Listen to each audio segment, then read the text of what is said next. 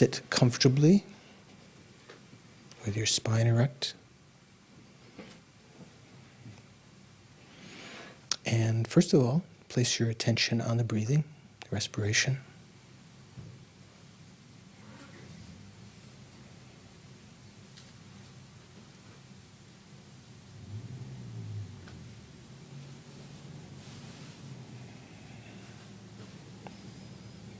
Let go of all the other thoughts, worries.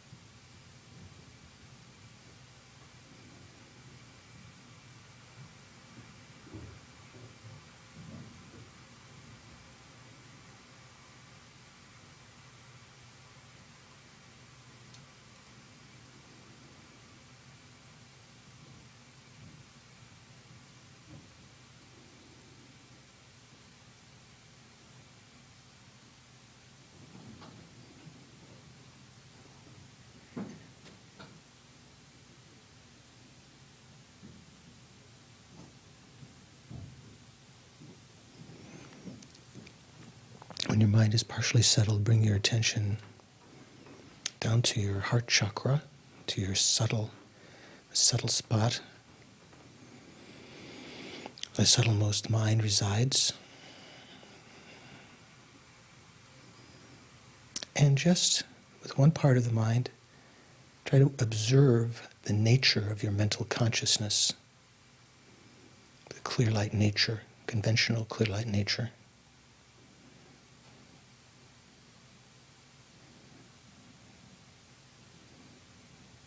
It doesn't present itself directly at first. You have to do a little bit of understanding, analysis. The fact that the various thoughts are unimpeded by the mind, you start to develop a mental image of its openness, of its unimpeded nature, unobstructing nature.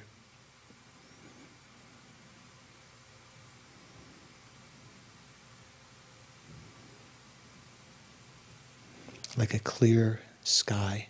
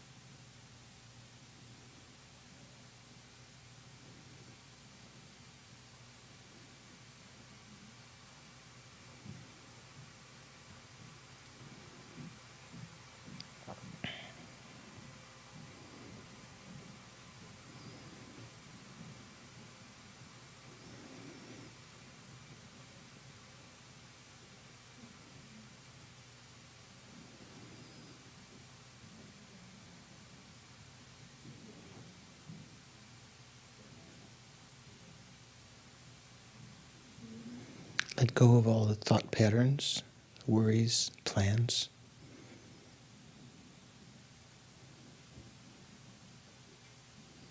Try to take as your object of concentration just this clear light nature.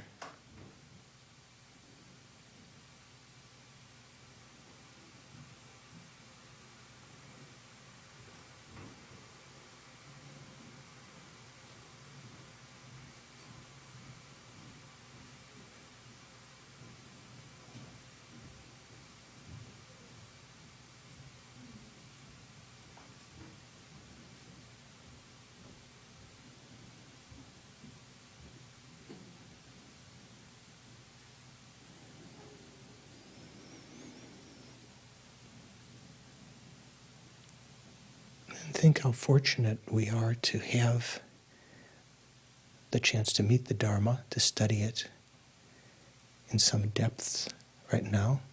We have a life of freedom from immense suffering, hindrances that prevented us over numberless lives from even encountering the Dharma.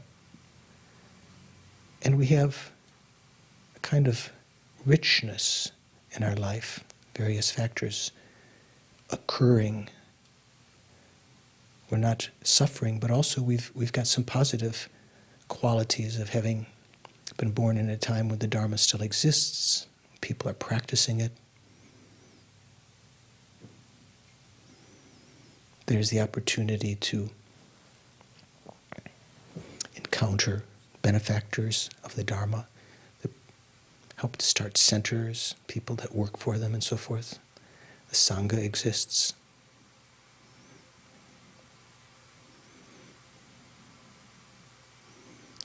Such an opportunity like this is very, very rare, the Buddha taught. Incredibly rare within the course of our succession of rebirths. And while we have this opportunity, which is with every second fleeting away from us, we're getting closer and closer to death. While we have this opportunity, we should try to recognize what we can do with it, rather than just acquiring wealth and fame and reputation, pleasures, one after the other, within this lifetime, relationships. All of these goals that the world usually holds as very important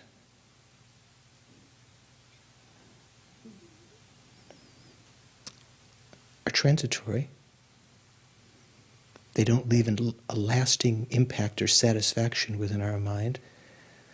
And even the achievement of them temporarily, if we really watch carefully, doesn't really bring real satisfaction.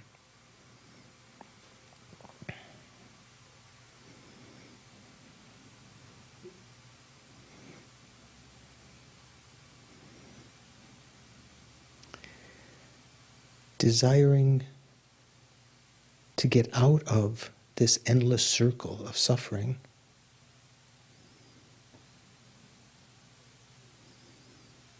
is the first awakening of renunciation, seeing that it's possible.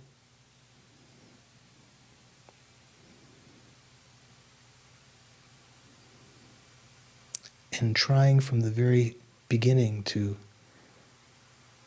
develop a sense of responsibility toward others. Warm heart, forgiving, recognizing their kindness of all living beings. So right from the start, even if we were to begin to think about liberation, recognizing that we would be doing a great disservice to others by simply seeking our own salvation, our own release. That the Buddha himself taught, the Mahayana Sutras, it's much more noble, much more effective to work for in total enlightenment. Utter, total enlightenment for the welfare of all living beings. To do that, we have to practice the bodhisattva activities, those that deal with conventional reality, the method side, learning how to be generous and ethical, patient and perseverant,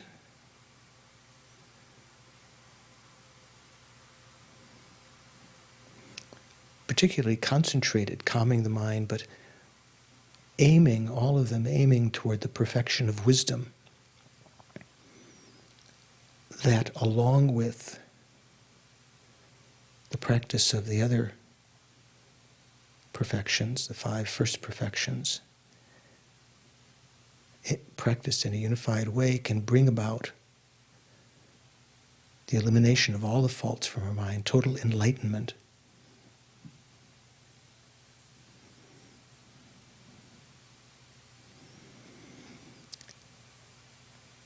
The perfection of wisdom, very, very deep, difficult to understand, but very, very liberating. Knowing how rare it is to not only have a perfect human rebirth, but to meet such teachings and to study the perfection of wisdom, to leave imprints in our mind, to quickly realize, to practice that for the welfare of others. I'm going to listen to the teaching tonight and during this course, study, listen, contemplate, meditate, in order to get closer to that understanding.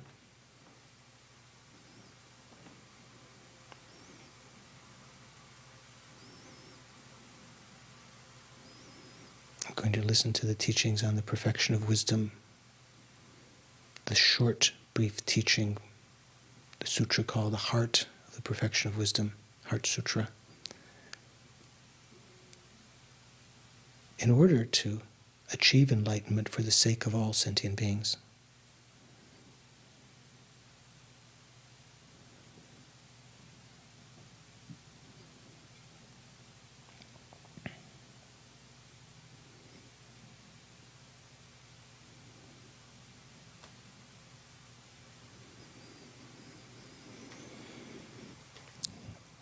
And then, as is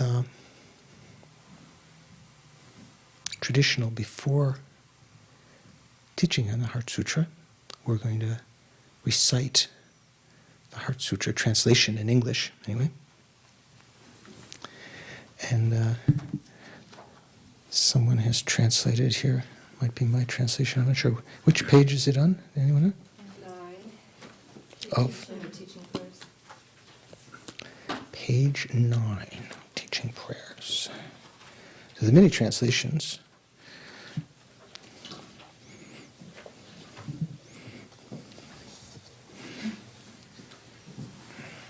This is the text that we're going to be studying. And later we'll also say a preamble, praise to the perfection of wisdom, especially when we don't have time to read the whole thing. But tonight we're going to read the short sutra. So if you know a little bit of the meaning, try to meditate on the meaning of the words as we recite. Thus did I hear at one time, the Bhagavan was dwelling on mass of Vulture's Mountain in Rajagriha, together with a great community of monks and a great community of bodhisattvas. At that time, the Bhagavan was absorbed in the concentration on the categories of phenomena, profound perception. Also at that time, the Bodhisattva, Mahasattva, Arya Avalokiteshvara looked upon the very practice of the profound perfection of wisdom and beheld those 5 aggregates also as empty of inherent nature. Then through the power of Buddha, the Venerable Shariputra said this to the Bodhisattva, Mahasattva, Arya Avalokiteshvara.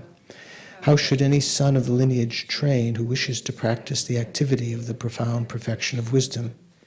He said that, and the Bodhisattva Mahasattva Arya Avalokiteshvara said this to the Venerable Shariputra. Shariputra, any son of the lineage or daughter of the lineage who wishes to practice the activity of the profound perfection of wisdom should look upon it like this, correctly and repeatedly beholding those five aggregates also as empty of inherent nature. Form is empty, emptiness is form. Emptiness is not other than form. Form is also not other than emptiness. In the same way, feeling, discrimination, compositional factors, and consciousness are empty. Shariputra, likewise, all phenomena are emptiness, without characteristic, unproduced, unceased, stainless, not without stain, not deficient, not fulfilled. Shariputra, therefore, in emptiness, there is no form, no feeling, no discrimination, no compositional factors, no consciousness, no eye, no ear, no nose, no tongue, no body, no mind, no visual form, no sound, no odor, no taste, no object of touch, and no phenomenon. There is no I element and so on, up to and including no mind element and no mental consciousness element. There is no ignorance, no extinction of ignorance, and so on, up to and including no aging and death and no extinction of aging and death. Similarly, there is no suffering, origination, cessation, and path. There is no exalted wisdom, no attainment, and also no non-attainment. Shariputra, therefore, because there is no attainment, bodhisattvas rely on and dwell in the perfection of wisdom, the mind without obstruction, without fear. Having completely passed beyond error, they reach the endpoint of nirvana. All the Buddhas who dwell in the three times also manifestly, completely awaken to unsurpassable, perfect, complete enlightenment in reliance on the perfection of wisdom. Therefore, the mantra of the perfection of wisdom, the mantra of great knowledge, the unsurpassed mantra, the mantra equal to the unequaled, the mantra that thoroughly pacifies all suffering, should be known as truth, since it is not false. The mantra of the perfection of wisdom is declared, Tadyata gati gate paragate parasamgati bodhi svaha. Shariputra, the Bodhisattva Mahasattva, should train in the profound perfection of wisdom like that. Then the Bhagavan arose from that concentration and commended the Bodhisattva Mahasattva Arya Avalokiteshvara, saying, well said, son of the lineage. It is like that. It is like that. One should practice the profound perfection of wisdom just as you have indicated. Even the Tathagatas rejoice. The Bhagavan having thus spoken, the Venerable Shariputra, the Bodhisattva Mahasattva Arya Avalokiteshvara, those surrounding in their entirety, along with the world of gods, humans, asuras, and Gandharvas, were overjoyed and highly praised that spoken by the Bhagavan.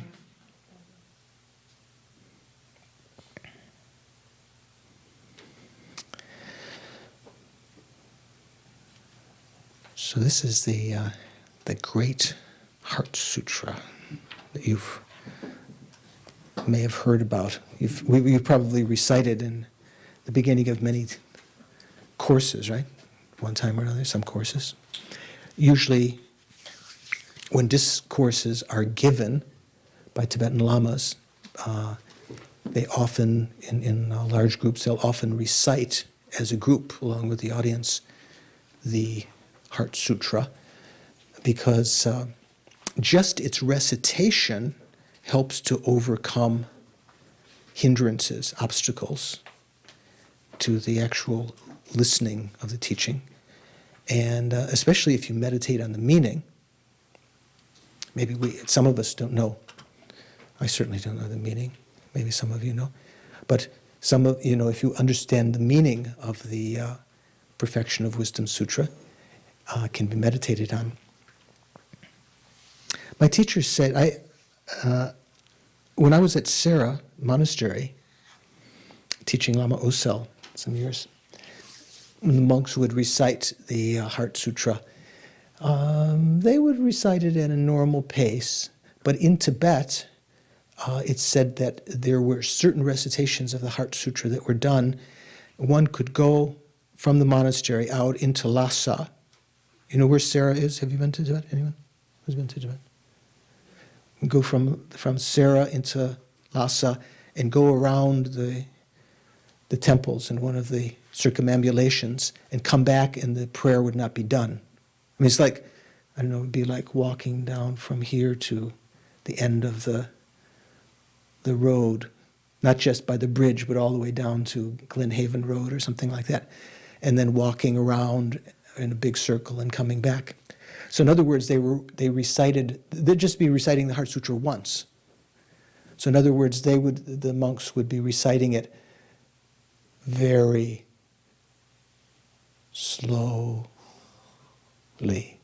and meditating on each word. Sometimes almost we might get the impression sometimes when it's done in a group, if we don't have any experience of it, we might think it's fashionable to recite it as fast as possible.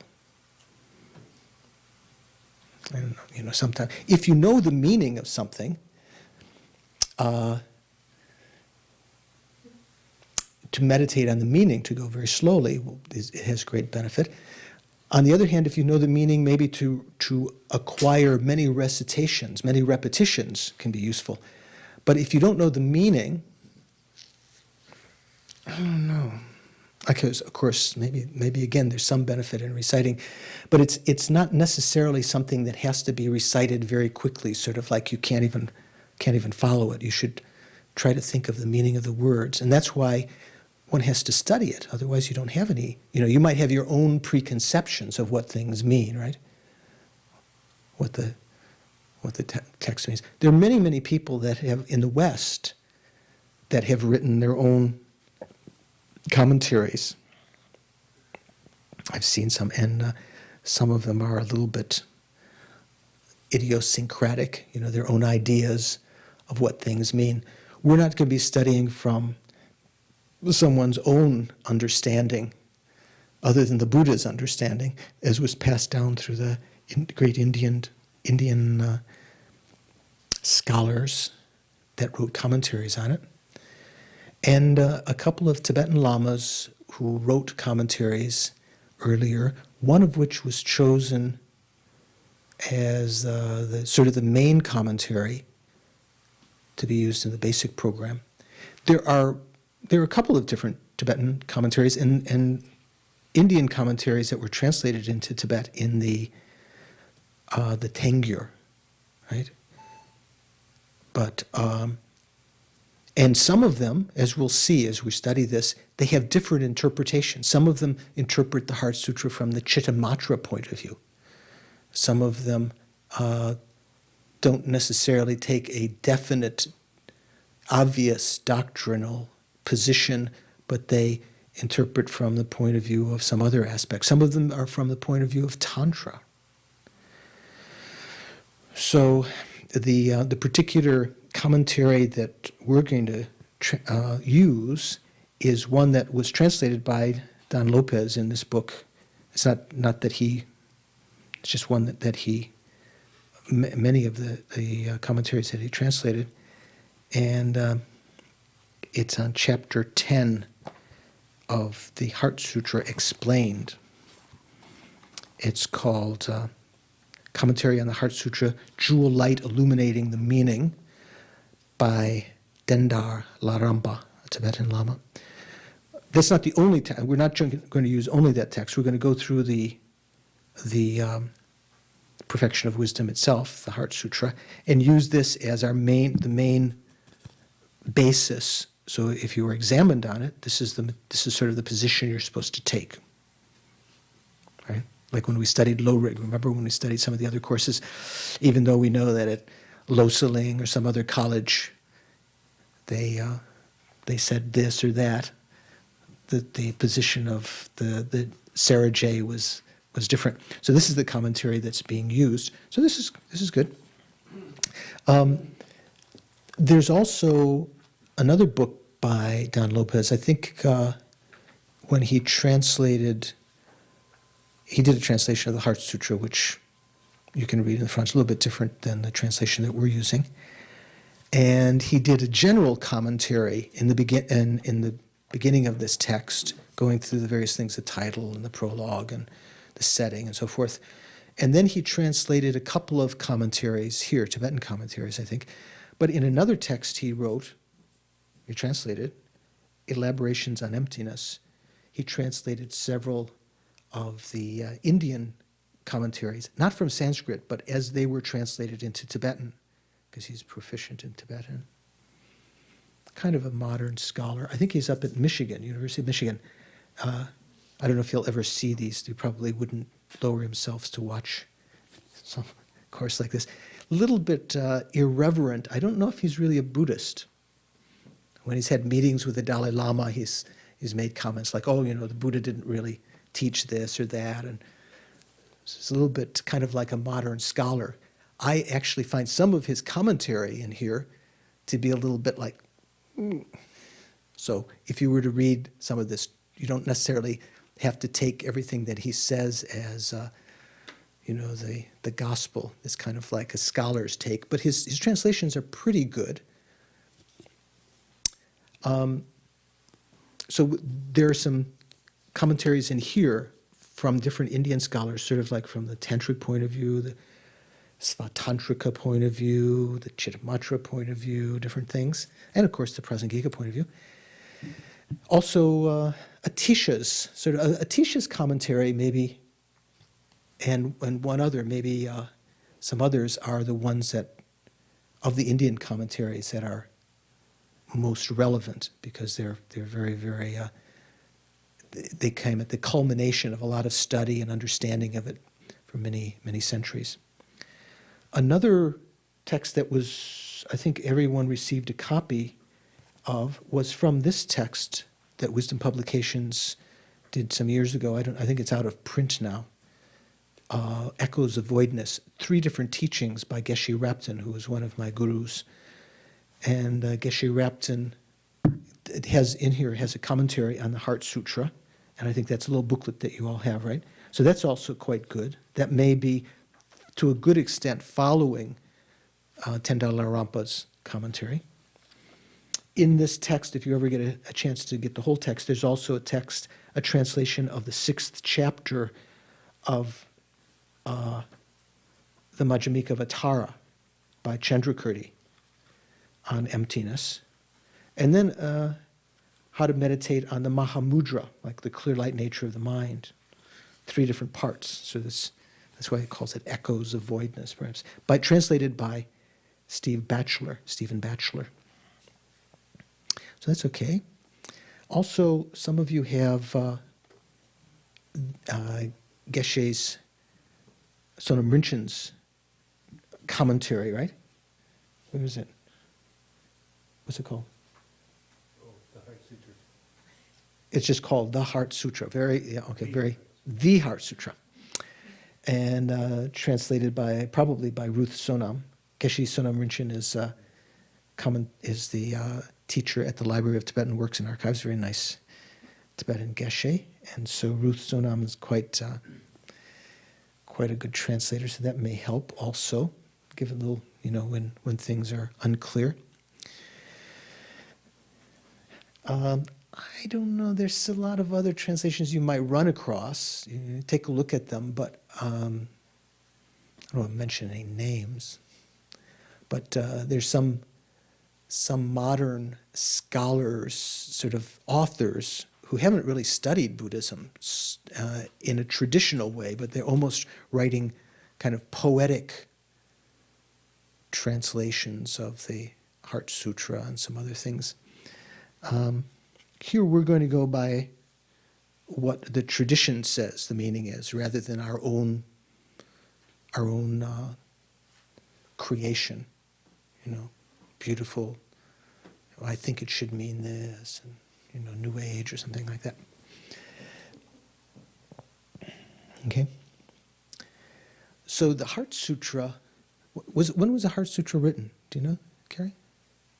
18th century, 17th century? Do you know, Dorje? Come on. Specifically mean written? Well, I said written, but you can say composed. When was composed? Do you know, Thea? Of course, understanding that we have is that this is an actual occurrence that took place during the time of the Buddha and was recited amongst the sutras when the sutras were revised, or what's the word, reviewed after the Buddha's passing. May have been recited by Shariputra, by Ananda, as he supposedly recited all the sutras, but since this is a Mahayana sutra, it may have been recited by one of the other bodhisattvas, but from memory. There's always some discussion and doubt about this. But the point of view, certainly of the Mahayana, is that this was an actual occurrence during the time of the Buddha. It wasn't composed by Nagarjuna or someone else later, although some modern scholars, the same way that they analyze the Bible and various things, they try to do study of the language of the text, the way it was constructed in the versions that we have available in the ancient written texts that they can find. And sometimes they'll say it may have occurred quite late, after, not as early as the other Prajnaparamita sutras. Some of the scholars would say the Prajnaparamita sutras were written or composed maybe around the time of Christ or a couple of hundred years after. It's varied over the last couple of decades what the scholars think the Mahayana sutras were composed. They think they were written by people at that time. The Mahayana understanding is that after the Buddha passed away, the Mahayana teachings were practiced by certain Mahayana practitioners, especially bodhisattvas, kept by them, but it became kind of a hidden teaching for some time. And it wasn't until many hundreds of years later that those texts were written down. Actually, the Theravada texts, the so-called Theravada canon, was not written down at the time of the Buddha's life, right? Do you know that? It was written down several hundred years later. But those, sometimes in the Theravada tradition, it would be considered that they're authentic, the Theravada canon, the Tripitaka of their sutras and Vinaya and Abhidharma, but the Mahayana sutras, which they don't have in their canon, are inauthentic. You're also wondering, unauthentic, inauthentic? Because, not authentic, because they were written afterwards. Well, after the Theravada texts were written down. But the Theravada texts were not written down originally either. So it's just a matter of time. So judging by the language of the text and the subject matter, some people think that this is later. The Heart Sutra was composed. Some of the scholars, this is not the Mahayana, general Mahayana position. Some of the scholars would say that it was composed later because of the language, because of the time that it appeared, that people started seeing it written down. And sort of like some of the, the fact that it has a mantra in it. There's a mantra in the Heart Sutra? What's the mantra? Om Mani Padme Hum? Gate gate paragate parasamgate bodhisvaha. So that kind of indicates, they say, then it came at the time of the flourishing of Tantra, which was, the scholars would say, was being created by people. They see it, Buddhism as kind of historical events, do things being invented by people. That's not the general Buddhist understanding. We believe that the Buddha himself taught all of these teachings during his life in various forms. Taught the Theravada teachings, Hinayana teachings to main disciples. The Mahayana teachings, the second turning of the wheel of Dharma and the third turning of the wheel of Dharma especially, he taught mainly to those who were suitable disciples of the Mahayana. Sometimes some of the Hinayana disciples were there too, like in this case, Shariputra is here, right? Is Shariputra a bodhisattva or an arhat? Do you know? Yeah? Frank?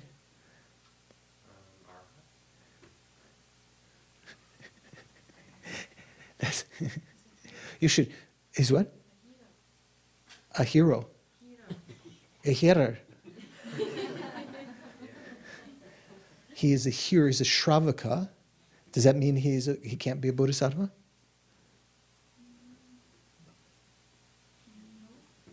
Well, usually, as we'll study in the Lanrim, when we have like the tree of assembled gurus, we have the Shravakas, the Pratyeka Buddhas, and the Bodhisattvas sequentially going up, and then the Buddhas and so forth. So generally, the hearers are considered to be those who were aiming, who were on the path or had achieved.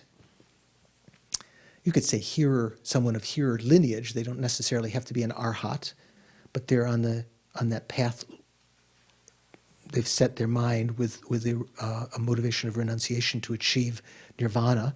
Hearer arhats would be arhats. You wouldn't say hearer bodhisattvas. I mean, there are some who were hearers who achieved nirvana, and then later, after rising from nirvana, after many, many eons, the Buddha awakened them, they enter into the bodhisattva path. But generally, you don't call them hearer bodhisattvas. You would say someone who had achieved, arhatship in the hearer lineage first and then became a bodhisattva. So, yeah, Shariputra is not a bodhisattva. The way that Shariputra was manifesting during the life of Buddha, one of the two main disciples of Shakyamuni. But he was considered to be the best in wisdom.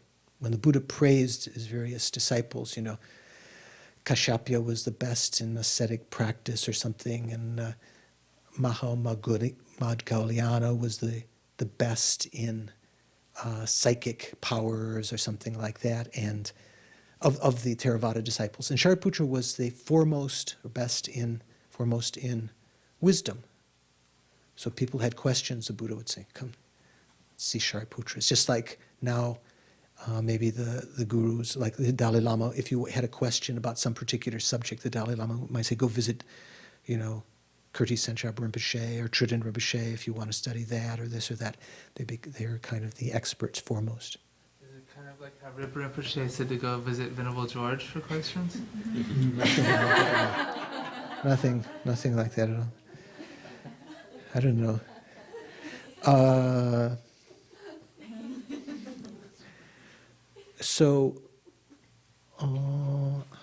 was I saying? So the text, as we understand it, the Heart Sutra, from the Mahayana point of view, is something that did take place at the time of the Buddha. It's called the Perfection of Wisdom Sutra. Is there just one Perfection of Wisdom Sutra? Or is it the Perfection of Wisdom Sutra? Do you know, Carrie? You don't know? No idea. You have no idea. Well, you will. The Buddha gave many discourses that can be categorized as the perfection of wisdom. Main topic was the perfection of wisdom, right?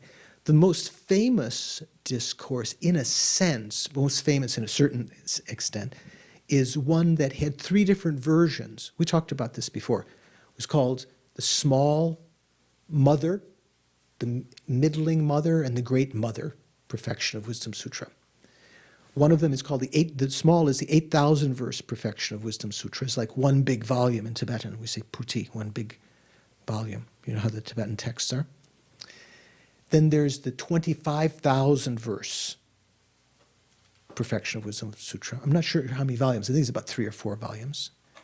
Then there's the 100,000 verse, if you want to memorize something. So that's many, many volumes. In the Kangyur, as those are sutras, you'll find an 8,000 verse, a 25,000 verse, and a 100,000 verse. All of those three sutras are the same occurrence, recited by different people later.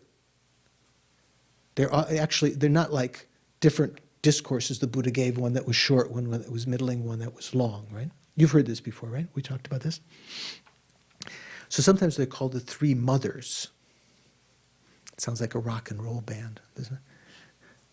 Something Dorje, Bjorn, Bjork.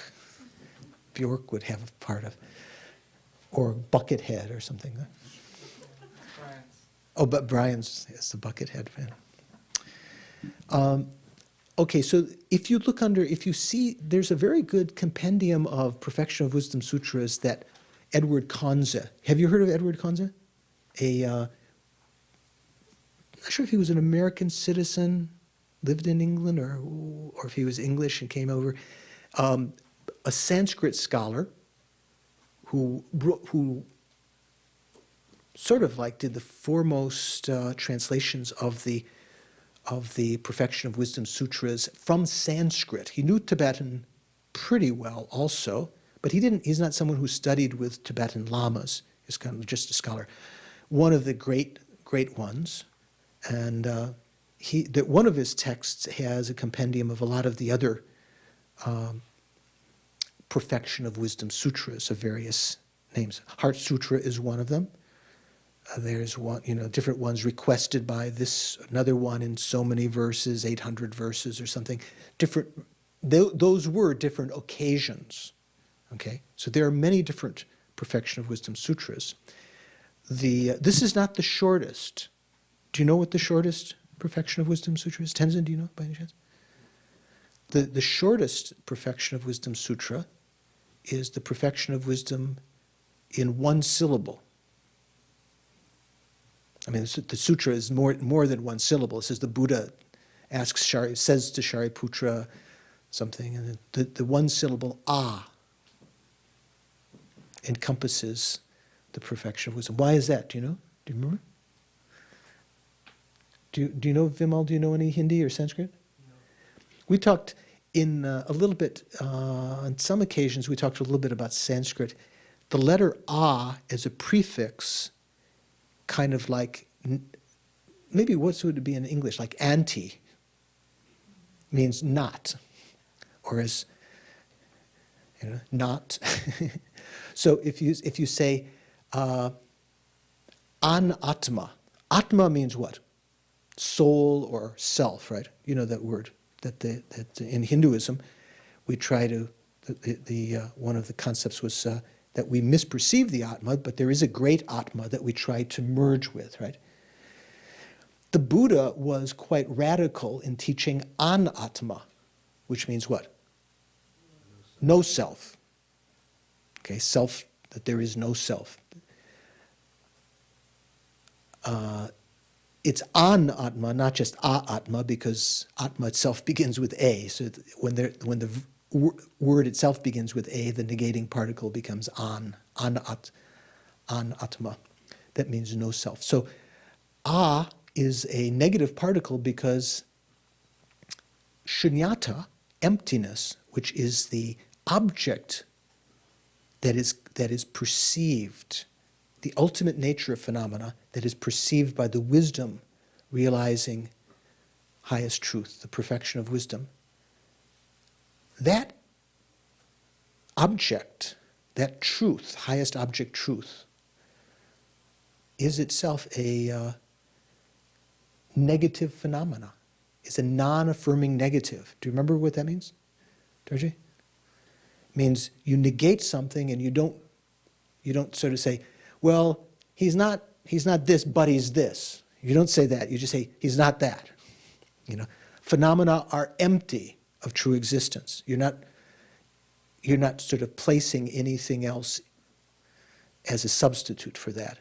There are some kind of negations called affirming negations, in which you negate one thing, but you affirm something else in its place. Right? Emptiness, certainly from our studies, and generally in the Tibetan traditions, considered to be a non-affirming negation. Some of the Tibetan traditions have a little slightly different take, but in general, this is what Lama Tsongkhapa's understanding and reading Chandrakirti and Nagarjuna and Lord Buddha's teachings. So the perfection of wisdom in one syllable kind of has that flavor, meaning not, So the Heart Sutra is not the shortest. It's one of the briefest ones. It was very, very popular, still is very, very popular in Japan. I mean, different countries, different Buddhist countries kind of had their favorite sutras, right? Do you know what the kind of favorite sutras of Mongolia were? Diamond cutter, actually we say the Vajra cutter, yeah? Diamond is actually, in the actual title in Sanskrit and in Tibetan, the word diamond never comes. It's actually called Vajra Chetaka. Kind of was called in Chinese translation. They translated it as diamond. And Kanza and even some Western scholars bemoan the fact that people kind of got in the habit of calling it the diamond cutter, because even in the commentaries to it, in the Vajra cutter, the commentaries by Kamalashila and others, no reference to diamond at all, just to Vajra.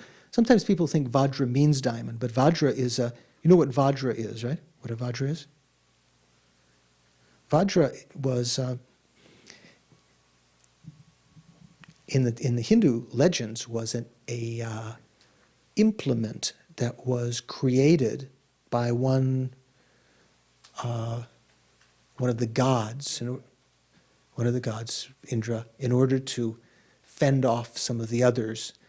And we can look up the whole story sometime, but he had to find something that was indestructible. So there was one rishi, you know what a rishi is, one meditator, who had a human who had died and whose bones were sort of indestructible. So he took like the ribs and things and made this implement, kind of like a thunderbolt, kind of like we call the Vajra that's used in Tantra. And that indestructible weapon is actually what the word Vajra is referring to. So sometimes in Buddhism, Vajra, like when we talk about Vajrayana or Vajra in general, it's referring to indestructibility. Sometimes people take the analogy of the diamond, but even if you had a diamond weapon would be easily broken. You can break a diamond with a hammer, can't you? Doesn't have the same kind of implication as Vajra. But in Mongolia, Vajracutter was one of the famous sutras. Another one was a golden light. Those were the two favorite sutras in Mongolia. I think that's one of the reasons Lama Zopa Rinpoche was so keen on the golden light, because when he was there, he wanted to actually go to the marketplace and sit down and read the Golden Light Sutra as the people walked by, so they would hear. In Japan, one of the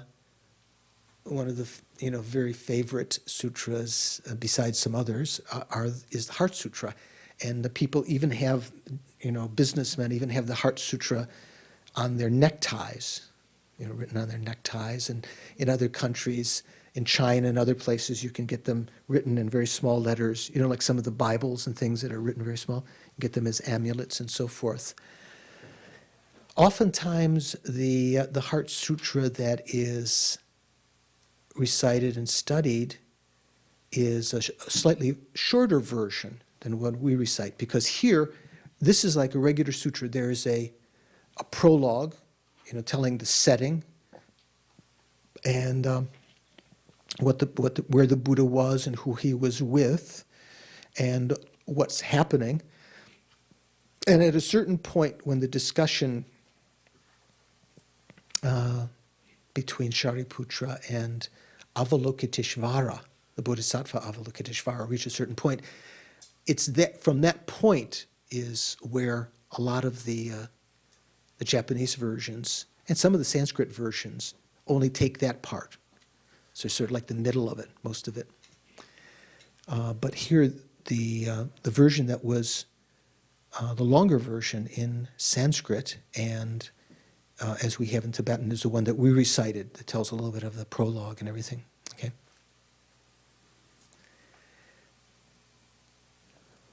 So one of the interesting things about the Heart Sutra is that the subject matter actually is very conducive to kind of a review of all of the Buddha's teaching. Because the statement by Avalokiteshvara through it, when he's talking about emptiness, he's saying form is empty and so forth, and all of the other 5 aggregates are empty, and the 6 faculties are empty, and the 12 entrances are empty, and the 18 dhatus are empty, and the 12 links are empty, and the 4 noble truths are empty. All of those are objects that were conceived to be truly existent in some of the Hinayana schools. Most of the Hinayana schools hold all phenomena to be truly existent. So, in order to understand emptiness, you have to sort of understand the basis, the conventional phenomena that are being referred to, that some people in our own minds grasp as being real and true, really findable. And the Heart Sutra is kind of an elaboration, a way to meditate on sequentially, very systematically meditate, as the monks at Sarah did when they would recite it very slowly. Meditate on each one. Form is empty. Meditate on that for some time. Not just form is empty, emptiness is form. So, just to give a little bit of a background on the text itself, the setting is one in which the Buddha is where? Where does the sutra take place? In Bodh Gaya? Vulture Hill, or Vulture Peak, right? Vulture Hill. In Rajagriha. Where's Rajagriha? What is it called today? Rajgir is kind of abbreviated the name. Raja means what? King. Griha means city, so it means like the royal city. And it was one of the places where Buddha taught a lot, but particularly outside the city on a mountain that was called, could be translated as Mass of Vultures Peak. It's not really clear why it was called that. There are different interpretations in the different commentaries. Maybe one of the interesting, the different reasons, some sound quite sensible, like, the way that the rocks were arranged, it looked like there were a bunch of vultures up there. Because it actually says, Pungpo means mass, in this case, Mass of Vultures Peak. Another one of the interpretations is that the bodhisattvas and the people who were actually listening to the sutra, there were so many of them, they couldn't fit on this small little area. Some of them were hovering in space.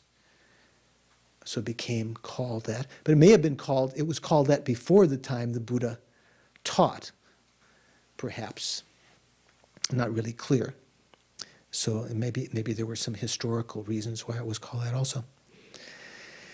So the Buddha is there, and as is one of the places where he taught the Perfection of Wisdom Sutras on other occasions also.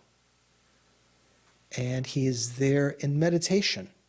And most of the sutra takes place while the Buddha is in deep concentration. It's a conversation between Shariputra and Avalokiteshvara. So you might say, well, where's the sutra? The Buddha. Where's the Buddha? We think of a sutra as something, the words of the Buddha, right? Or maybe not. Is that what you think, Tenzin? Kind of think that. Well, different kinds of sutras. Some of them were inspired by Buddha's presence. Sometimes in the presence of the Dalai Lama, some other Lama may give a discourse, and others might kind of understand it as the Dalai Lama's discourse, because he was inspired somehow by the setting, and the Dalai Lama or the Buddha would have arranged things in this way. So the Buddha is here in deep concentration, particular kind of samadhi. And Shariputra kind of comes to Shariputra's mind, not disturbing the Buddha, to ask the Bodhisattva Avalokiteshvara. Now remember who Shariputra was. The foremost in what? Cooking? What? Wisdom, right? Shariputra is foremost in wisdom. So he's going to ask Avalokiteshvara, what about, how do the Bodhisattvas practice wisdom? You know, when the Bodhisattvas practice the perfection of wisdom, what do they do? You know, he was trying to check out because he knows the whole ball of wax from the lesser vehicle point of view, right? Meditating on the Four Noble Truths and the 16 aspects and impermanence and anatma from the gross point of view when we studied in tenets like the Vaibhashika point of view of selflessness and so forth. So he asks Avalokiteshvara, and Avalokiteshvara, out of his kindness, tells him, he speaks for a long time about how the Bodhisattvas meditate on emptiness, not just on selflessness. And he even mentions the mantra of the perfection of wisdom. And then at the end, the Buddha arises from his concentration and says, yep, that's right. That's exactly right. What Avalokiteshvara said is good, and even the Tathagatas, the other Buddhas, would rejoice about this as teaching.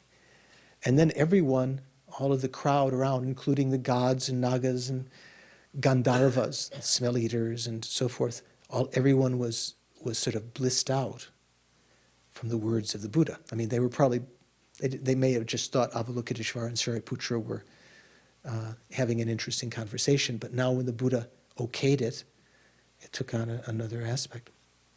So let's take a little break. Let's have a tea break, and we'll start in a couple minutes. So during the break, Tenzin was asking about, he had a little query, a little question. He said, well, I thought Shariputra and Avalokiteshvara were of different schools. Is that right? Michelle, what do you think? Yeah, were they talking to one another? I mean, why would they even talk? They're different. I don't know. No, I didn't say it. I'm not blaming you, don't I? No. It's not like something bad happened and did you see it? I still haven't gotten over being called on in 4th grade, so. Oh, wow. I'm working on it though this year. 4th grade. What do you think, Thea? Were they of different schools? What does that mean, schools? So we use these words, and it'd be good to kind of, at least, even if we use them, to try to be precise with what they mean. They were practitioners. Avalokiteshvara was a practitioner of what yana? Which vehicle? The Mahayana, right? Actually, precisely the Mahayana, we say the Bodhisattva yana. Actually, from the Gelugpa tradition, when we talk about the 3 yanas, it's not as in the Nyingma or Khargyu's traditions where they talk about 9 yanas or something. We talk about the Shravaka yana, the Pratyeka Buddha yana, and the what? Bodhisattva yana. So those are called the 3 yanas. Yana means what? Not yada. That's Jerry Seinfeld. Right? Yana. Vehicle. Yana. Not just Shravaka means hearer. So that Shravakayana means the vehicle of the hearers. They were the individuals who were like Shariputra and Mahamodgalyana, and most of the arhats were that you hear about in the sutras are Shravakas, hearers, because the Pratyeka Buddhas, they're also practitioners of the Hinayana. They have their own yana. They're the ones that don't meditate simply on the Four Noble Truths. They meditate on wisdom more deeply using what? Remember from Tenets class? From what did the Pratyeka Buddhas take as their main object of understanding? The Four Noble Truths? The 12 links. They go into more detail. They take a longer time to achieve nirvana. They accumulate merit for like 100 eons. And in their last lifetime, they manifest achieving nirvana without any Buddha being in the world. Kind of like solitary. Don't like to be under the thumb of others. The Bodhisattvas are those that are practitioners of the Mahayana.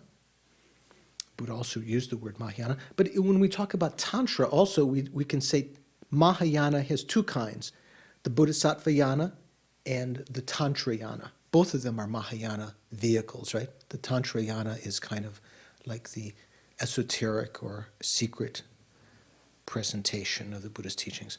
So all of these various vehicles, the Shravakayana, the Pratyekabuddhayana, the Bodhisattvayana, and the Tantrayana were all taught during the life of Buddha by Buddha to different people. Sometimes manifesting as Vajradhara, he taught the Vajrayana. He didn't usually teach it in the aspect of being Shakyamuni Buddha, right? He taught in the aspect of being the Supreme Nirmanakaya as Shakyamuni Buddha. He taught mainly these three vehicles, the Shravakayana, Pratyekabuddhayana, and the Bodhisattvayana. So the fact that Avalokiteshvara was a bodhisattva and a practitioner of the Bodhisattvayana didn't mean that he couldn't talk to Shariputra. No. Shariputra, in general, in the Mahayana Sutras, in the entourage of the people listening, there were some bodhisattvas, some of the disciples were there. Maybe some of them were actually emanations of Buddha. Maybe they were actually, Buddha himself manifesting as arhats who had the curiosity to ask these kind of questions, because that's the whole basis for the Heart Sutra. Shariputra is asking, from the Hinayana point of view, Shravakayana point of view, asking Avalokiteshvara, how do the Bodhisattvas practice the perfection of wisdom? Because in general, when we studied tenets, or if you haven't studied it yet, if you hear about it, from the point of view of Chandrakirti and the great Indian pundits, even the Shravakas and the Pratyeka Buddhas have to realize emptiness of true existence. It's not enough just to understand the gross selflessness of persons, right? So what differentiates the Hinayana from the Mahayana? The main differentiation is not wisdom. The main differentiation is method, right? And what's the main method of the Hinayana? Do you know, Frank? We talk about method. The main method, you could say that, or renunciation. Renunciation, main method, and understanding karma, so forth. How they deal with conventional reality. The main method in the, in terms of methodology, how to practice the path in the Mahayana is what? Bodhicitta, conventional bodhicitta, good heart, altruistic wish to achieve enlightenment for the sake of sentient beings. So the method side, sort of like the father differentiates, the father lineage differentiates the Hinayana from the Mahayana. But still, the wisdom that is taught mainly in the Hinayana Sutras is mainly just talking about the selflessness of persons. It doesn't talk about, in detail, to the same degree as in the Mahayana Sutras, about the emptiness of phenomena, right? It's mainly just talking about anatma, no self.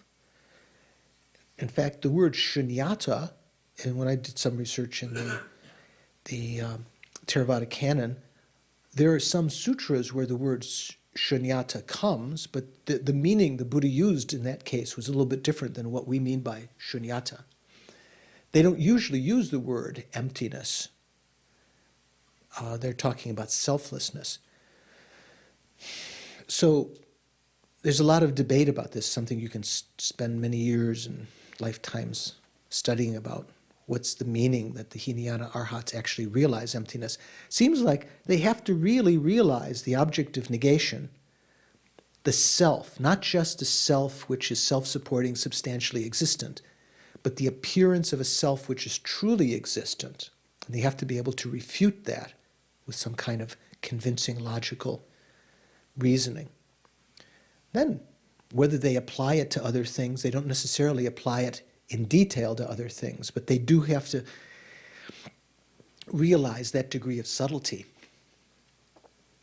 The Bodhisattvas, however, because they make a vow to remain within cyclic existence, not to enter into nirvana quickly, but to achieve enlightenment, which is going to take, in the Bodhisattva vehicle, may take as long as 3 countless great eons to accumulate merit.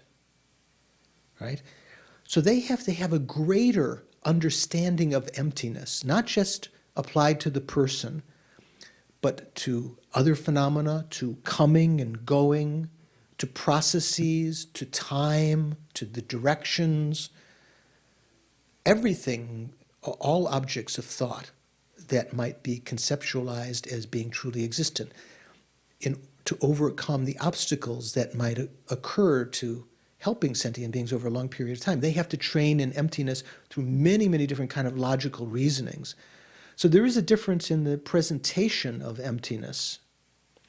So although Shariputra may have had some understanding of emptiness, certainly selflessness from the Hinayana point of view, he was asking, he knew, because he was present when the Buddha was teaching the Bodhisattvas,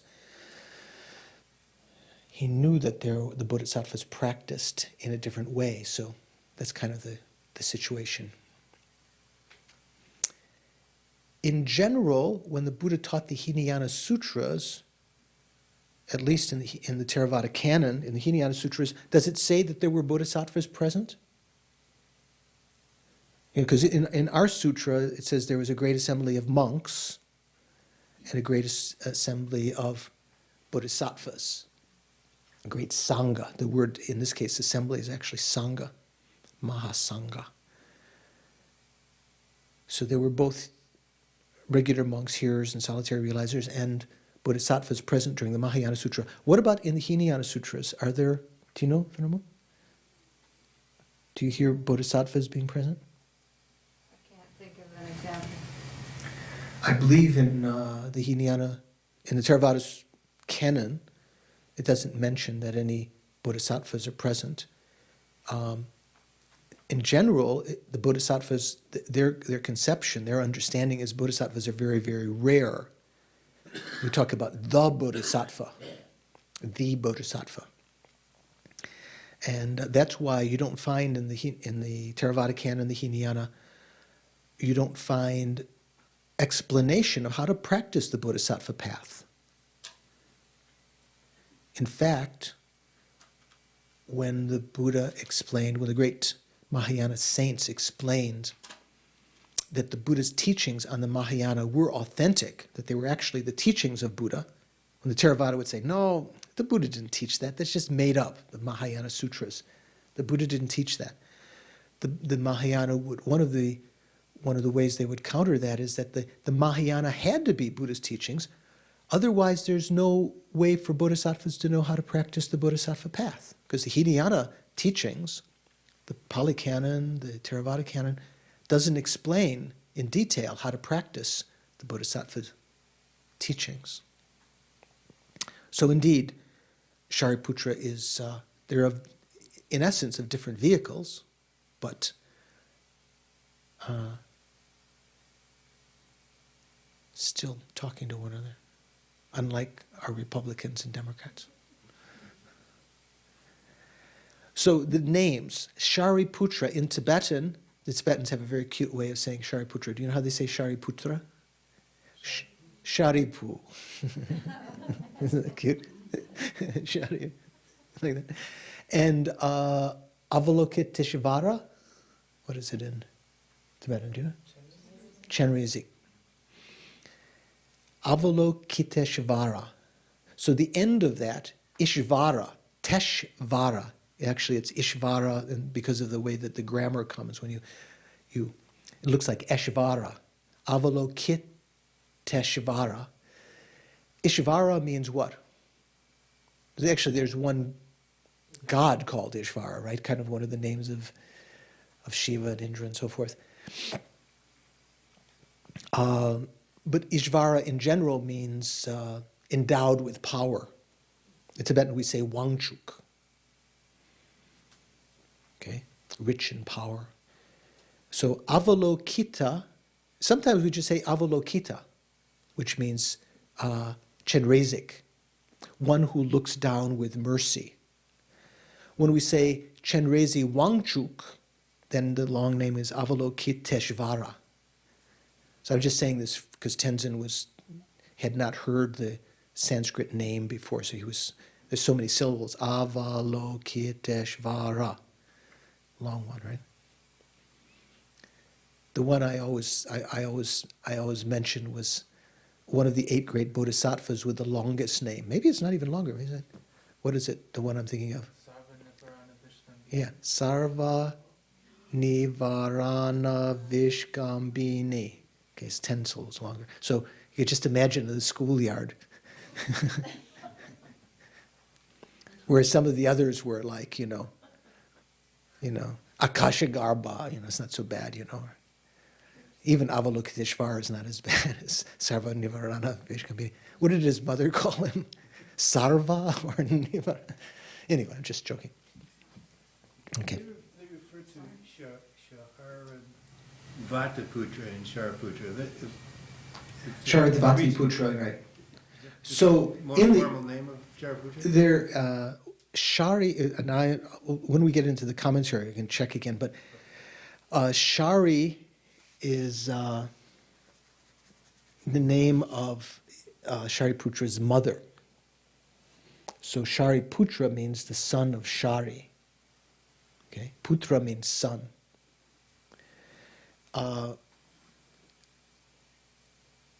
Another, I believe still her name, but maybe another, in the marital context, another way of her name being presented, and formal way, sort of his formal name is Sharitvati-putra. So I'll have to check exactly why, but that's actually how it is in the Sanskrit and in the Tibetan, but oftentimes people they just say Shariputra both times. But in some of the places it says Shariputra, other times it says Sharitvati-putra. I'll have to check exactly. We can see in the commentaries. It has to do with just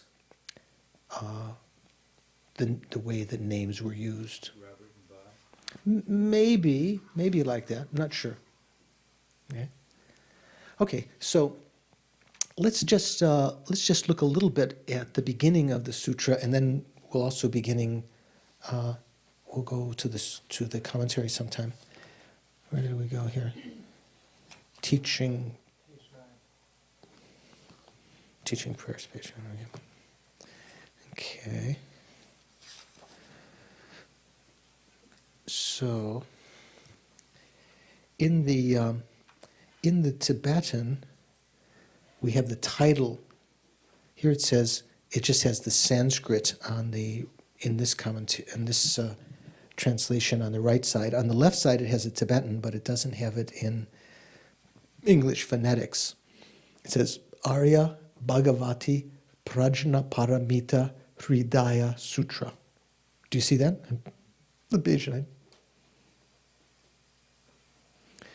So in the left side of the page, although those of you who don't read Tibetan won't see this, in the version that I think Soma will print up for us, it has it in there in Tibetan. Usually in the Tibetan, when the sutra comes, it says Gyakar Kedu, first of all. Do you know what that means? Gyakar Kedu means what? In the language of India, in the Indian language. And then it would give, in Tibetan letters, but you would read it out, Arya Bhagavati Prajna Paramita Hridaya Sutra. Then it says, underneath that, it says Pökedu, which means in Tibetan. Pö means Tibet. Pöke means Tibetan language, the language of Tibet. In Tibetan, then they would say Pakpa Chomden Dema Sherab Ge Parul Tu Chinpe Ningbo. So that's the title. Do you know that one? No. Oh, there's such a big smile. I thought you'd suddenly that it meant something to you. So generally, we have to understand a little bit about the titles of the texts because they, first of all, as you've studied, as we've mentioned in our study of Uttara Tantra and some of the other texts, generally when texts were translated from Sanskrit into Tibetan, the Buddhist texts, there would always be, at the beginning of the Tibetan translation, it would always say Gyakar Kedu, that means it's in Sanskrit, and it would give the Sanskrit title. One of the reasons for that, and then it would give the Tibetan title, that translated into Tibetan below it. One of the reasons for that was that to show the authenticity, that this was not just something that Tibetans wrote, invented. You know, like today, anyone who wants to write can write a book, and you can even publish it on kind of desktop publishing and have Amazon put it on their website. I heard that some authors, you know, Amazon has reviews. Have you heard about this? Amazon.com has review of the books. Some of the people who write the books write their own reviews, anonymous, of the book, you know, praising it highly.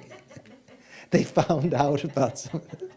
And so there's a big kind of, I don't know if you'd call scandal about this, you know. So, and of course, if someone who's your rival writes a book and you don't like it, you can just write this scathing review.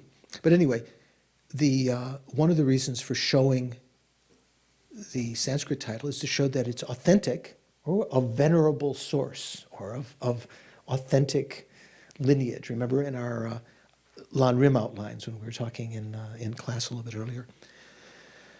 Another reason is that the Sanskrit language is said to be very blessed, also blissed. I remember Lama Yeshe was talking about blissing, granting blessings. It's said that all the Buddhas that come as universal teachers, you know what I mean by universal teachers? Many, many people become Buddhas in the world, not in the aspect of like Shakyamuni, you know, under the Bodhi tree and so forth. People practice through the Bodhisattva path, through Tantra and so forth, and achieve enlightenment. But of the people, of the Buddhas, many will appear in the world because of their karma. Later, they take the aspect in a period that is dark of being born in the highest lineage and descending from Tushita heaven and taking rebirth in the highest lineage and enacting the 12 deeds altogether. And one of those deeds is to achieve enlightenment. Such a kind of person is called a universal teacher. They represent, not represent, represent, reteach the Buddhist teachings. It might be different in different times, different emphasis. You know how those teachings are given. They turn the wheel of Dharma, in other words, for the wheel of Dharma that previous Buddhas have fallen into decay because of the karma of sentient beings and time and so forth. Those are called universal teachers. So not every Buddha is, at the time that they're showing Buddhahood, is a universal teacher. It's only when Shakyamuni Buddha taught, only a universal teacher that was appearing in this world system was Shakyamuni Buddha. In fact, even if there are other Buddhas, even if the other some of the other bodhisattvas or arhats or even seemingly ordinary people were actually manifestations of Buddhas or bodhisattvas, very highly realized beings. None of them took the aspect, any of the enlightened ones, of the correct ones, you might say, took the aspect of criticizing Shakyamuni and saying, I know better, and I'm going to teach you something he didn't teach, or like that. It's said that for many, many reasons, that's why when the Buddhas appear, only one universal teacher appears in the world at any one time, right? So, it's said that all of the teachers, the founders, the Tomba, that's what that word, I'm not sure, I can't remember the Sanskrit word, we can check. All of those who teach or show the Dharma, universal teachers, founders of the Dharma that return the wheel of Dharma, all of them will teach in Sanskrit. Of course, in the Theravada canon, in the Pali canon, what do they say the Buddha taught in? Pali, which is what? The vernacular language of India. Is actually it's one of the vernaculars. I'm not sure if it's considered. I think they call it a Prakrit, which is like one of the vernaculars. Prakrit and Sanskrit. Sanskrit is kind of like Latin, we could say maybe, and maybe Pali is a little bit like Romano or Italian. Ancient Italian, when Latin was still being spoken, and the people who didn't speak proper Latin. So that's not to say that the Buddha didn't, in the Mahayana Sutra, to say that the Buddhists teach in Sanskrit doesn't mean that the Buddhas didn't teach in Prakrit. In fact, the Buddha said in many sutras, you should teach according to the language of the people. And there's much meaning to that. Teach according to the understanding of people, according to the words that they use. Don't, use things that are inappropriate. But it said that all of the Buddhas will teach in Sanskrit, whether it mean also the vernaculars like that. And this is the language that's spoken in the God realms. So for the auspiciousness also, besides showing the authentic source of the sutras, the fact that the teaching is, the name is given in Sanskrit, also to leave imprints to be able to encounter Sanskrit in the future. The name of the text is given in Sanskrit. So is all the Buddhas in this fortunate year, not all the Buddhas? What was the question?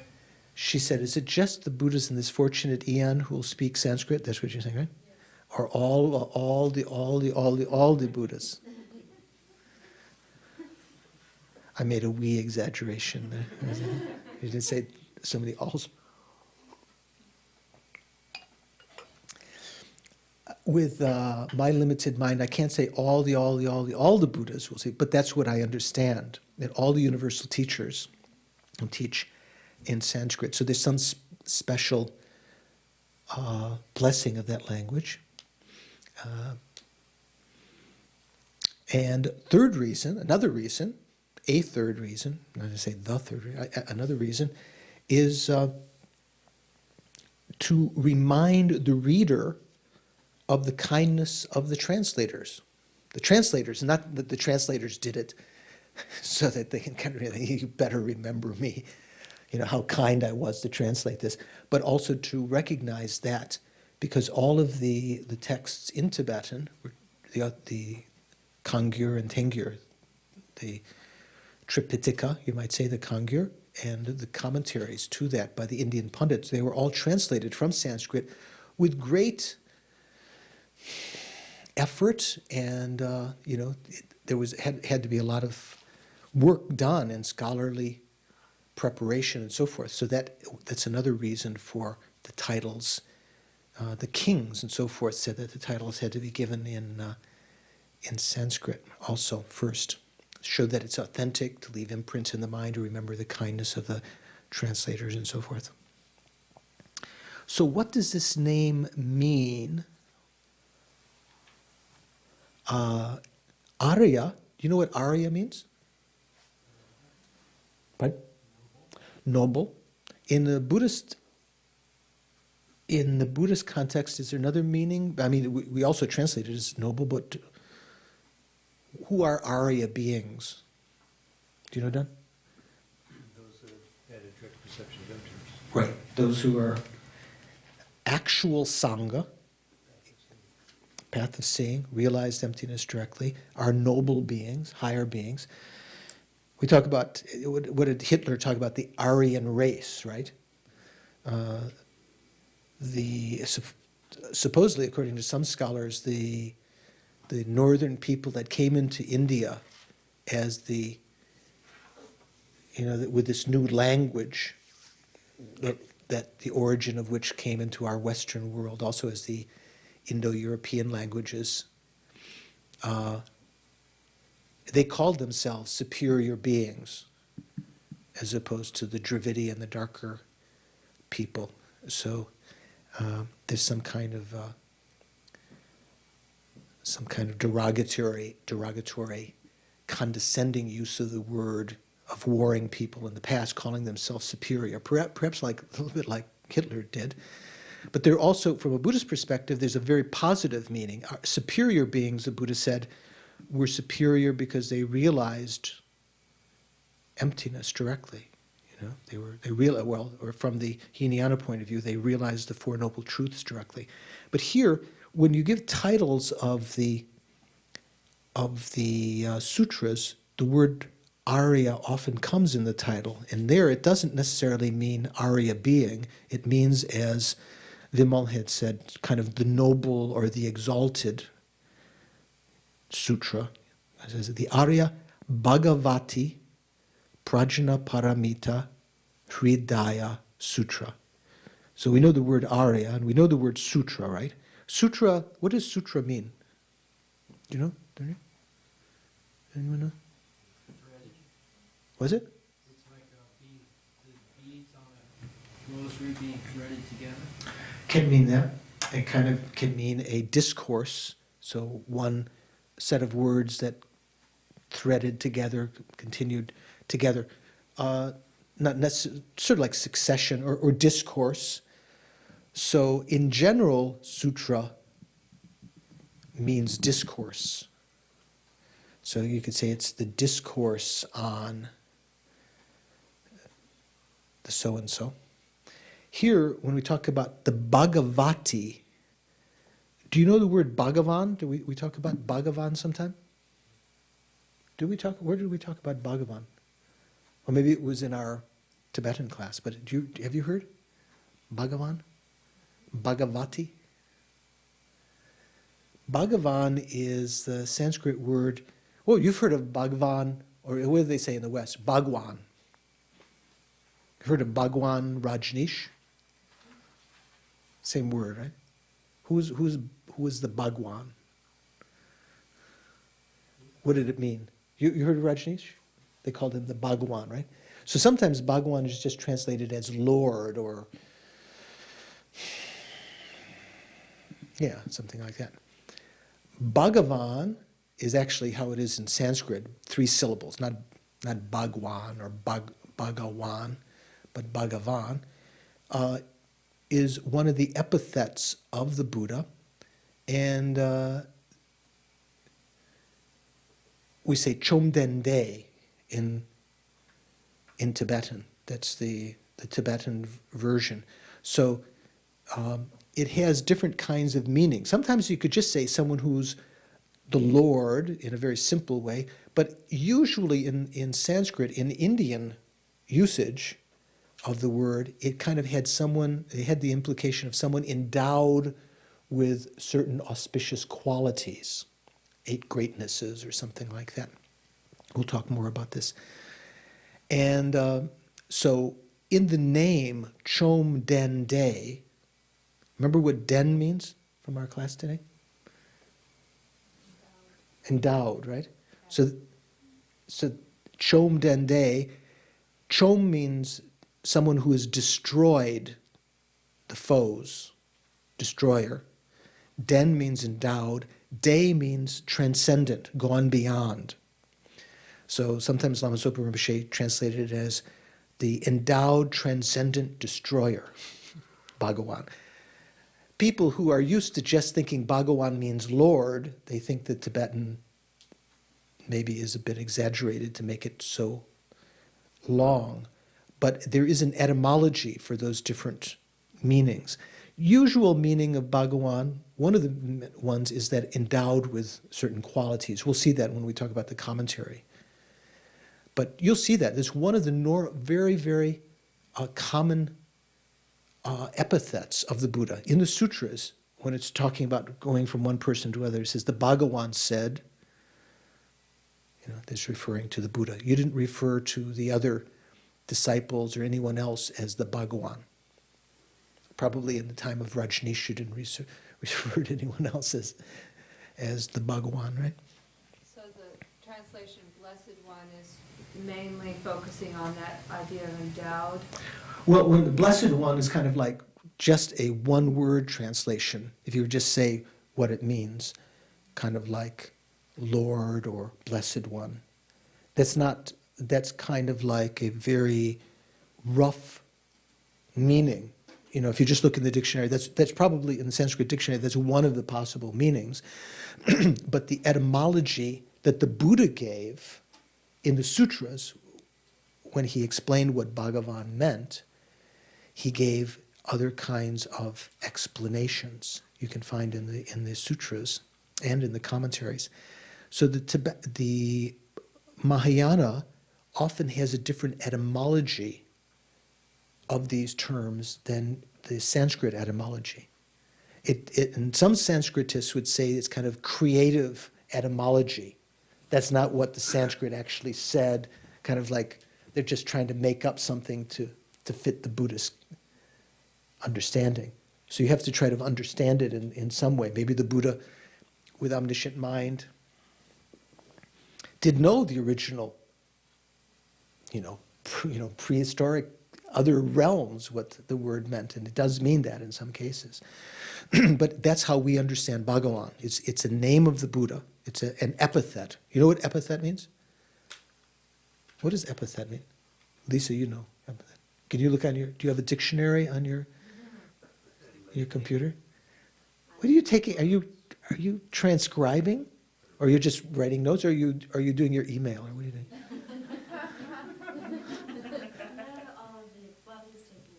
Oh, okay. I thought you're not doing your email. Not right now, anyway. Okay.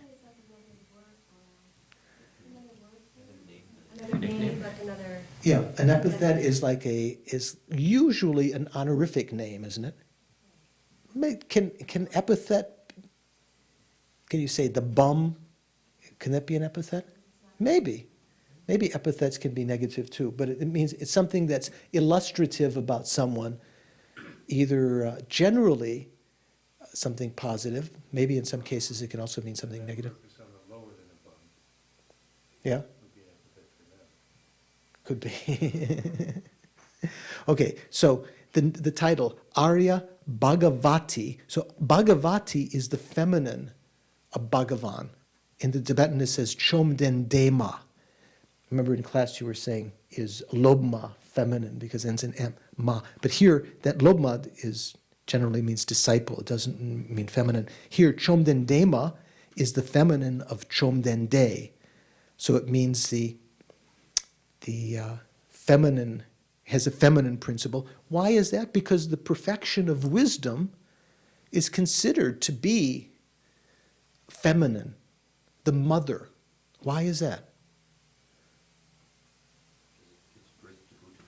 It gives birth to the Buddhas and the Shravakas and the Pratika Buddhas.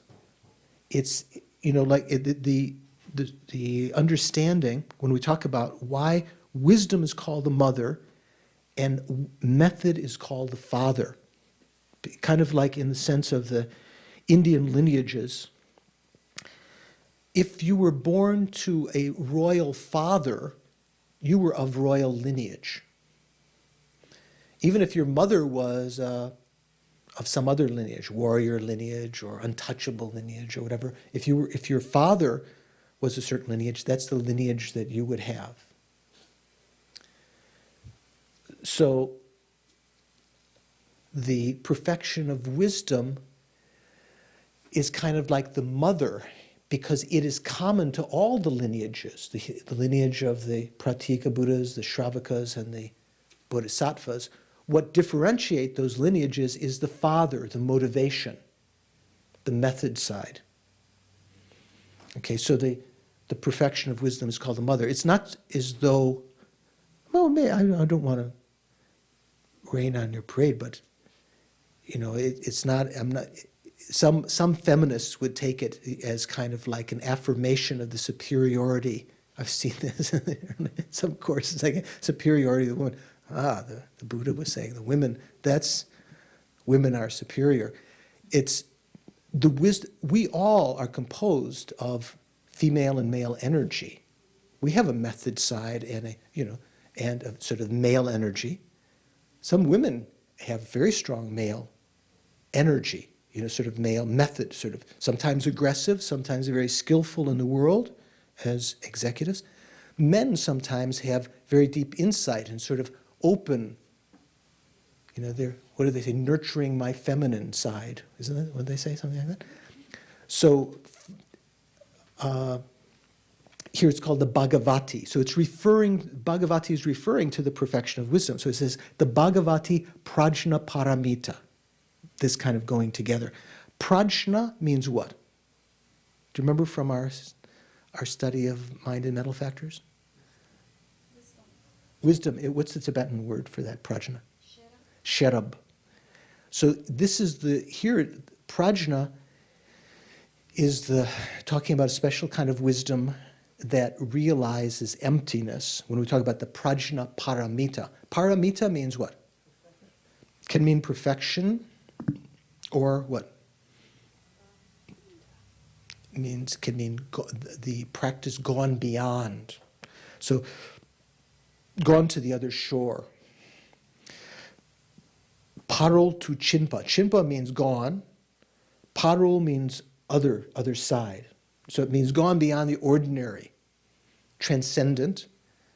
The six transcendent practices, or the six perfections, can mean also perfections, because when you get to the other side, you're perfected. Or you could just say gone beyond. That's how often Kanza and other people have translated it. The wisdom gone beyond. Have you seen that? That sometimes that's another way of translating the perfection of wisdom, or transcendent wisdom. So that's prajna paramita. How many paramitas are there?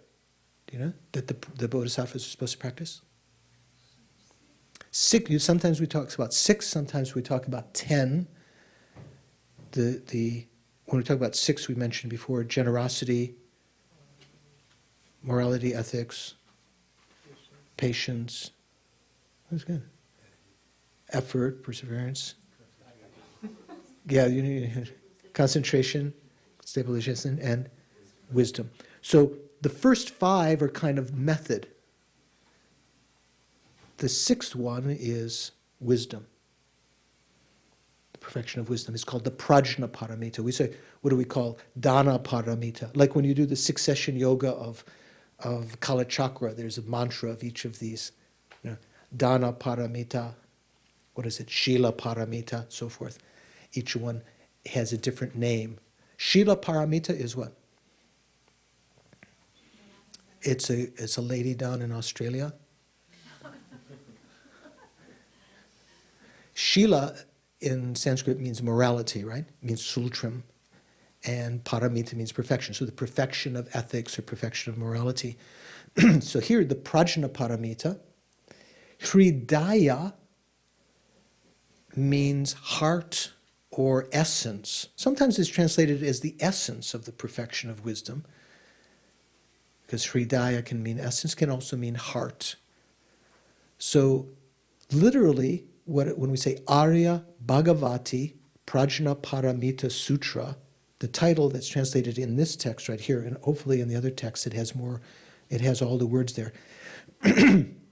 The Arya, what would you say, the noble or the exalted Bhagavati, perfection of wisdom, the heart of the perfection of wisdom sutra. sometimes just briefly called the Heart Sutra. That's just Hridaya, but that's not the name of this is the actual name of the sutra. Because it's not just talking about heart, it's talking about the heart of the Bhagavati Prajna Paramita. This Bhagavati, hard to translate it in one word in English if you wanted to say the lady or the exalted lady or the endowed transcendent destroyer. Anyway, the Prajna Paramita itself, this perfection of wisdom, is sometimes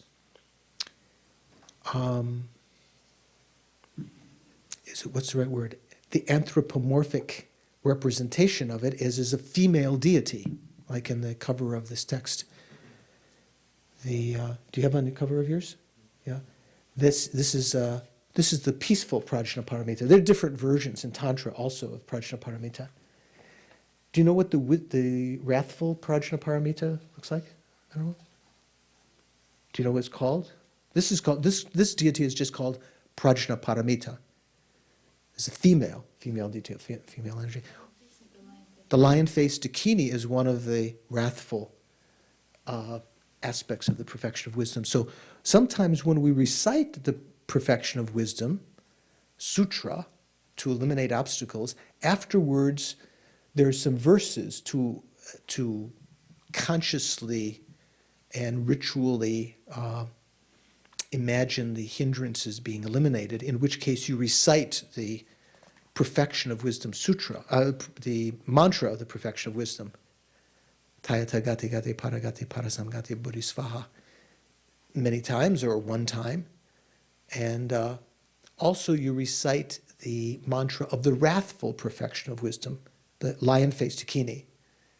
You visualize, invoke her. There's a verse in that, if we have time, we'll talk about, that comes in the prayer here. It comes in the prayers, right? Invoke, what does it say? I prostrate to the gathering, on the next page actually, page 13. I prostrate to the gathering of Dakinis in the three chakras. Well, I'm not sure what it means, the three chakras and the three wheels, who abide in the holy yoga of using space, enjoying space, kacho. By your powers of clairvoyance and magical emanation, look after practitioners like a mother her child. Akasamara shasadara samarayape. And usually we recite that 21 times. And I think usually you recite pushing the beads away from you when you do these mantras of eliminating obstacles. So if auspiciously the obstacles are going away, rather than usually when you recite mantras, you're pulling the beads toward you, right? When you recite these mantras, if you see it's kind of hard for me to do. You push the beads away 21 times. So there are both peaceful and wrathful prajna paramitas. Also, the lion-faced Dakini is female aspect. Okay. So this is the title of the text, Arya Bhagavati Prajna Paramita Hridaya Sutra.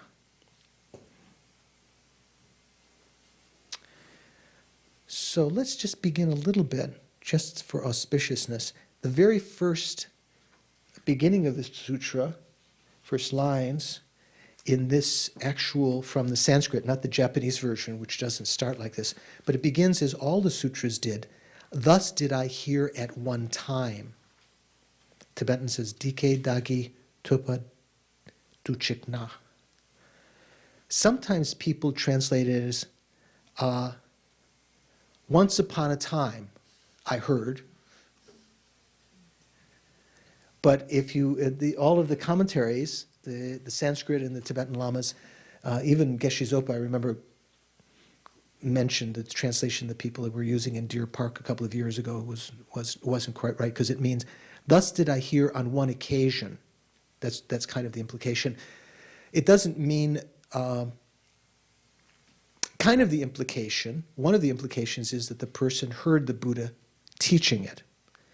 Although Ananda, when he recited the sutras, some of the sutras he recited, he wasn't actually present. He actually heard it from other people later. So there's some kind of, you have to check what exactly that means. But generally what it means is this took place on a certain occasion and I was there. I heard it at one time. It doesn't mean once upon a time I heard or something like that.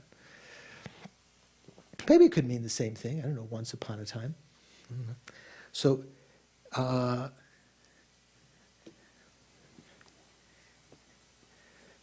this is very famous. This is the line that comes at the beginning of all the sutras.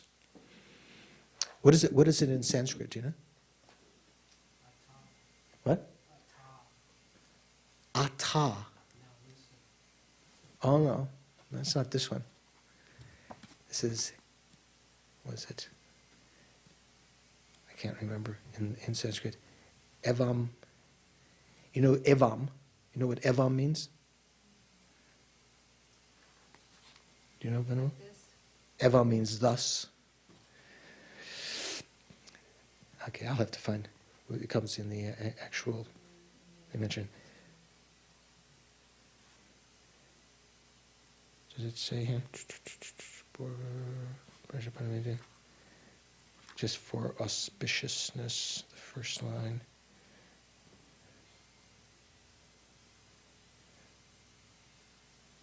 Thus did I hear at one time. Does he give the Sanskrit?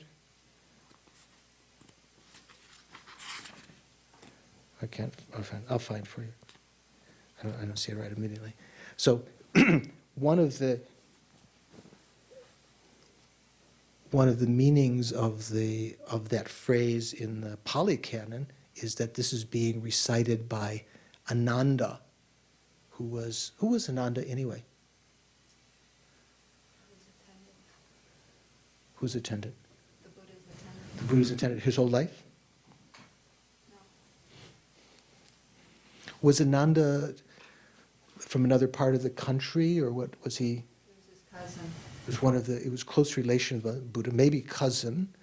Did he come when Buddha left Kapilavastu, cut his hair and left? Did Ananda come along with him? No.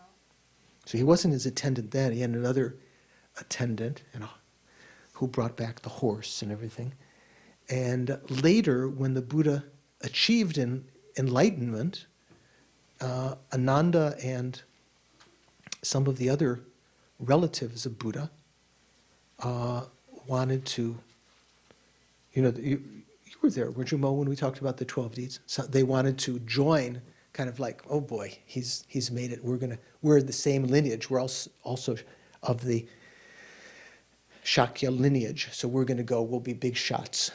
And so they left, and they brought along the barber, Upali, as their attendant.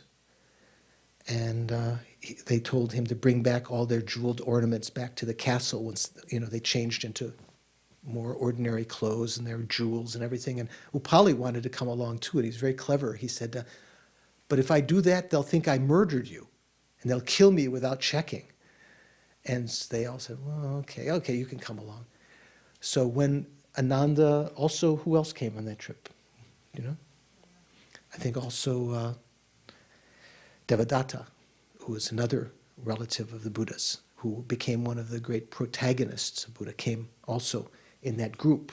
I think there were 5 or so. So when they came and they were ordained by Buddha, the Buddha kind of shocked them by ordaining Upali first. He was the barber, sort of like, low caste. The rest of them were Shakyas, Republicans. I'm joking, excuse me.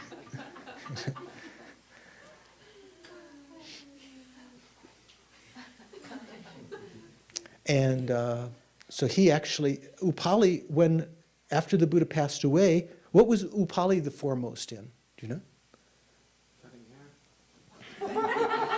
It may have been that, but the Buddha didn't mention that. Upali was the foremost in? He memorized the Vinaya. He was the foremost in the Vinaya, in the discipline.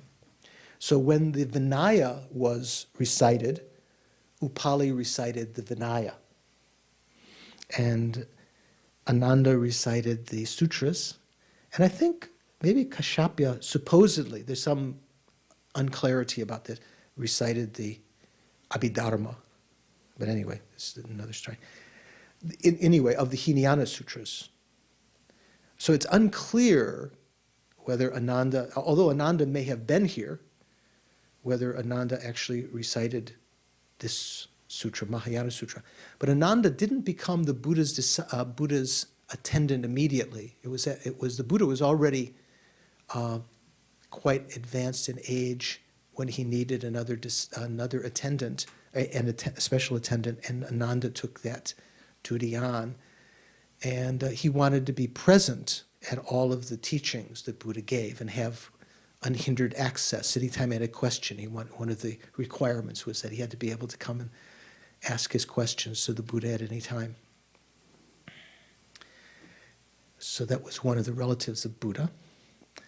So thus that I hear at one time kind of has that implication. So the Bhagavan, thus did I hear at one time, the implication is not that I heard this following story, but I was there, I was present. This is what I heard at one time. And the situation was that the Bhagavan, the Buddha, the endowed transcendent destroyer, was dwelling on Mass of Vultures mountain in Rajagriha. Griha means city, I said before, so it means the royal city, together with a great sangha. Here it says great community. This is sort of a common way of translating it, but the actual word in Sanskrit and in Tibetan we say gendun. Remember we were talking about gedun and gendun? We would say gendun, chempo. Gelongi gendun chempo dang, a great assembly of gelongs, of bhikshus, and a great assembly of bodhisattvas, a great sangha of bhikshus and a great sangha of bodhisattvas. Sangha, the word sangha, we think of it when we talk about the triple gem, sangha, right? But sangha can mean just community or group, because the group of the Buddhist disciples are called a sangha. The word sangha in Sanskrit can just mean group, so it kind of has that implication here. So the Buddha was dwelling on Vulture's Peak, or the Mass of Vulture's Mountain, more precisely, in Rajagriha, together with this great sangha of bhikshus. So that mainly means Hinayana practitioners, the arhats were there, and a great community, a great sangha of bodhisattvas. In the Vajrakutta Sutra, how many, you remember, Venerable, how many monks are supposed to be there, the sangha? Do you remember? Any of it actually says, was it 12,500 or something? I don't know, you can check.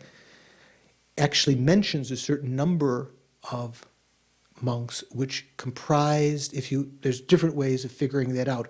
The disciples that came from that occasion and the disciples that came from the conversion of that rishi's disciples added up to this number. So that's usually, that number, like in the Vajrakutta Sutra, is usually found in other sutras also. It's not just like a number that you pull out of your ear or your hat or something.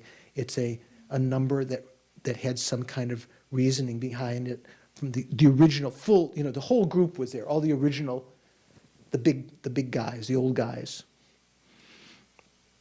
So let's stop here, and next time, why don't you, in whatever commentary you're using, try to read ahead, and if you have questions, write them down, and we'll continue. So let's dedicate the energy, the merit that we created tonight.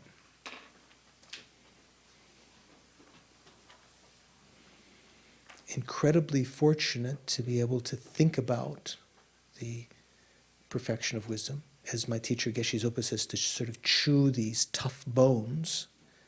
It's not something that people ordinarily do, to investigate in such detail the meaning of the sutras. So with a good motivation, and the actual material coming in contact with the Mahayana Sutras, being Mahayana teachings, have created some roots of virtue. let's try to make a very strong aspiration or dedication that these roots will ripen in our continued practice along the path, however long it takes, however number of lifetimes, till we achieve enlightenment for the sake of all living beings. Due to these merits, may I quickly become a Buddha, a Guru Buddha, and lead all sentient beings into that very same state.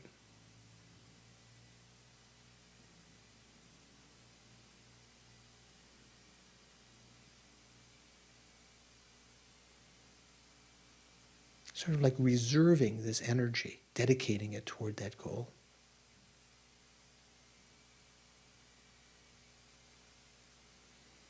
And then sealing it, as with the perfection of wisdom, in the emptiness of the three spheres,